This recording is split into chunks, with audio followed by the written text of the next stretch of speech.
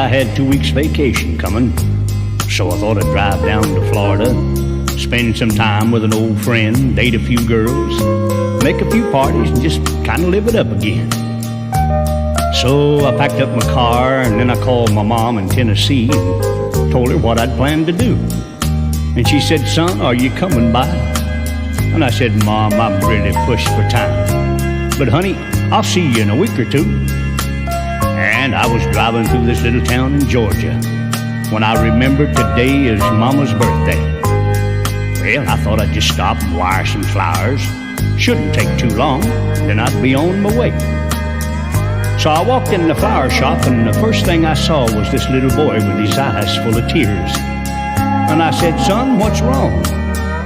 And he said, "Mama loves roses, and today's her birthday, and I haven't seen her in almost a year." Roses for Mama, today's her birthday. Roses for Mama, today's her birthday.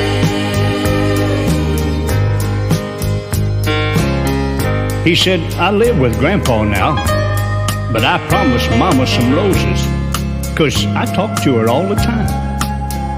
I wanted to give her 5, 'cause that's how old I am. But the lady said I couldn't buy them for just a dime." Well, the little feller's story kind of touched my heart. So I told the lady just give him what he wanted and charge it to me. Well, that's when I told her to wire a dozen roses to my mama up in Chapel Hill, Tennessee. Well, I looked around, the little boy was gone. But all of a sudden, the door flew open and he came running back in. And he said, "Mister, I forgot to thank you for the roses." He smiled and shook my hand and ran back out again.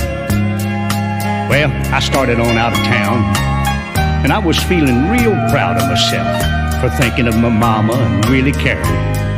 When I looked out my window, I saw that same little boy kneeling by a grave in an old cemetery. Well, I stopped my car and walked over to where the little boy was kneeling down, and he smiled up at me and he said, "This is where my mama stays. She says she sure does thank you for these pretty roses." Well, that's when I had to walk away, and I drove right back to that flower shop, and I said, "Lady, have you sent those flowers to Tennessee?" And she said, "No, not yet." And I said, "Well, just never mind. I'll just take them back with me."